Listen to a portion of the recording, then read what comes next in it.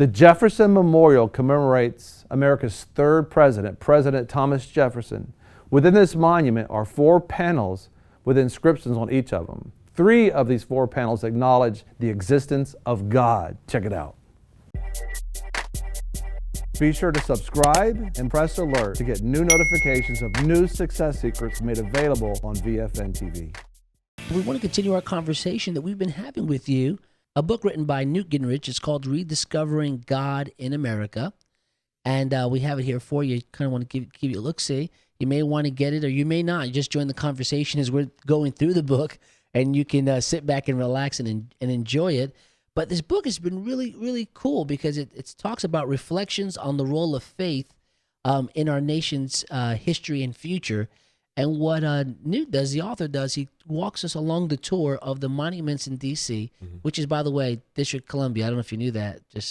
I heard about that. Yeah, I learned just that throwing this, that out. this past Just week. throwing that I'm out so there. educated about that. I'm Yeah. so glad that you made that known. That's such an important thing to know, in the scheme of life. Yeah. But What state is that in? Yep. Don't even ask me. I don't know my state geography. It's anyhow, been so informational. Yes, we have huge. limited amount of time.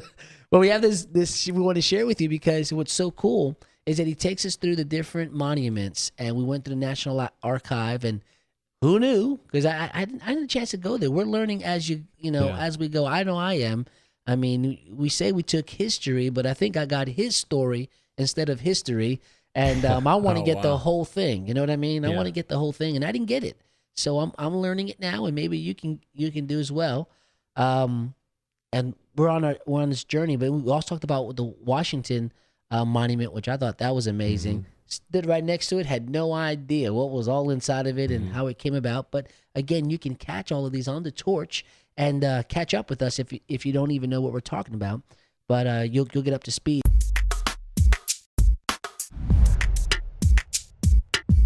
We're so excited about our new book, I Will Fight, Strategies for Your Success. You got to have a strategy and you got to fight. It's not about a physical fight, but you got to fight. And guess what? If you fight, you win. You'll be successful. This book is about transforming your thoughts, about what your beliefs, the decisions that you're making, about speaking. What you say is so powerful, and what you do, what you're saying, your actions you take. And quitting, don't quit. Listen, success and failure quite often is just 5 more minutes. And finally, think about this. So many people talk about you should do this, and you should do this, and you should do this. And look what they're doing. They're not doing nothing. You can't let people tell you you should do this. As a matter of fact, they can't be putting their should on you. This is so important. Listen, we want to bless you with your free copy of I Will Fight, Strategies for Your Success. You can get it at vfnkb.com. That's vfnkb.com. Get your free copy today.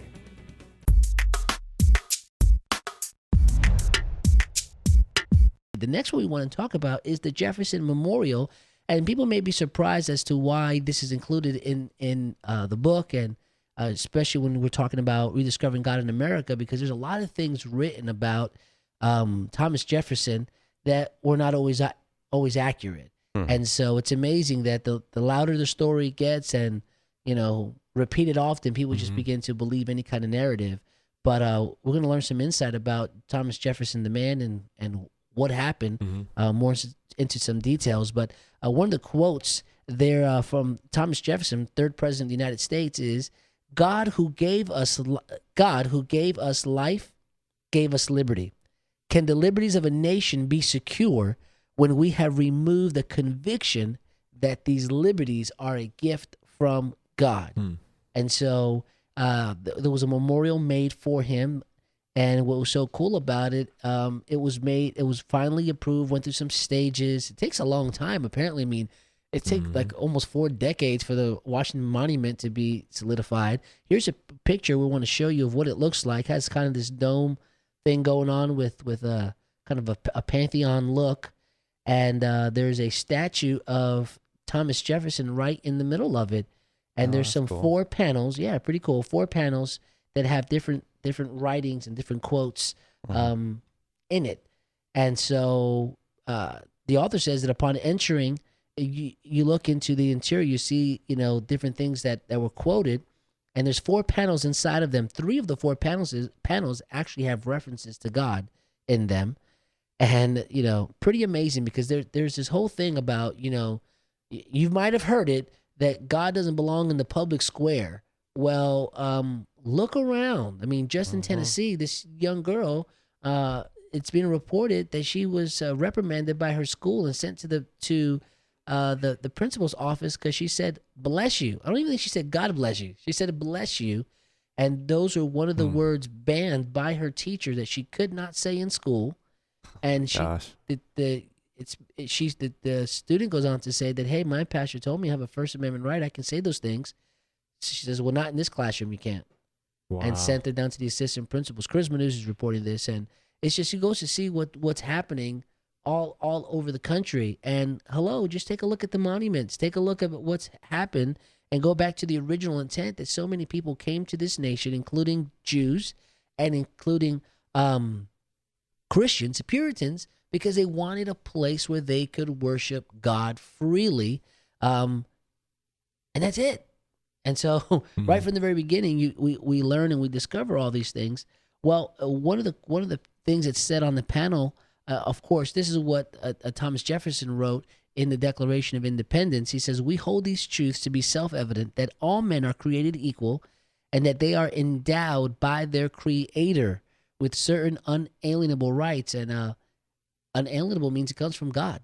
Unalienable rights, that among these are life, liberty, and the pursuit of happiness. In the second panel, there's an excerpt from a bill establishing religious freedom that was passed in 1777. So again, it's like, man, wow, this is so cool. Wow. It says, "Almighty God hath created the mind free. All attempts to influence it by temporal punishments or burthens are a departure from the plan of the holy author of our religion. No man shall be compelled to frequent or support any religious worship or ministry, or shall otherwise suffer on account of his religious opinions or belief, but all men shall be free to profess by argument, to maintain their opinions in matters of religion." Pretty cool. And panel 3 says this, and this was taken from Thomas Jefferson, and he said this: "God gave us life. The same God who gave us life gave us liberty. And can the liberties of a nation be secure when we have removed the conviction that these liberties are a gift from God?" This is the first quote I shared with you when we started. "Indeed, I tremble for my country when I reflect that God is just, that his justice cannot sleep forever. Commerce between master and slave is despotism. Nothing is more certainly written in the book of fate than that these people are to be free." I mean, it just goes on and on and on. And the big thing about Thomas Jefferson was that, the First Amendment in the Bill of Rights gives us our freedom of religion, right? Mm-hmm. It says the United States Constitution prohibits the making of any law respecting an establishment of religion, so the government can't establish a state religion, or impeding the free exercise of religion, abridging the freedom of speech and infringing the freedom of the press, interfering with the right to peacefully assembly, or prohibiting the petitioning for governmental redress of grievances. And so it's your freedom to serve God, basically, and that they're not going to impose a state religion. And one of the things that he, is well known for is the statement that there should be a separation between church and state.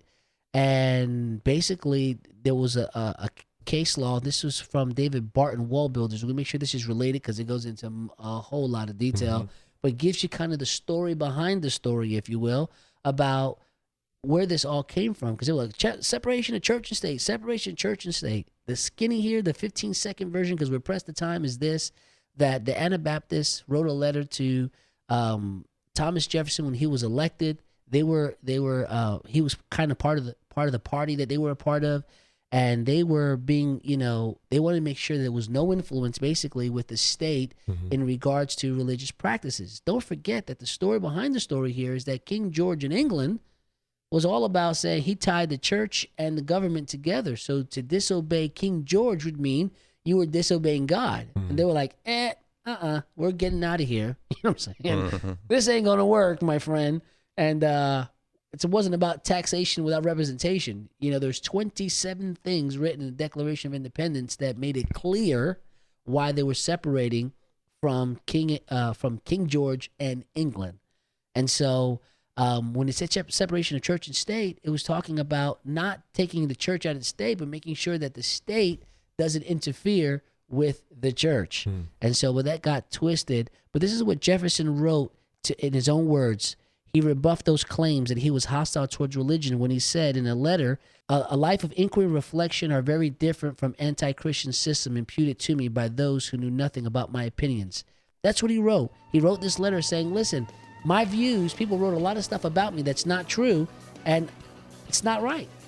He wrote this letter to Benjamin Rush. We'll make that part available for you. Listen, there is wonderful things that we need to know about our nation, and that, listen, it's okay to serve God. It's okay to have him in the public square. And the next time somebody tells you that you can't put God in the public square, you need to point them to Thomas Jefferson. Go look at the Jefferson Memorial. Look at what he said. We can have God, and we can discuss him freely and openly in our country. Be sure to subscribe and press alert to get new notifications of new success secrets made available on VFN TV. A lot of people want to abide with the Lord, but they just don't have a plan to do it. You can request that plan today at iabide.org.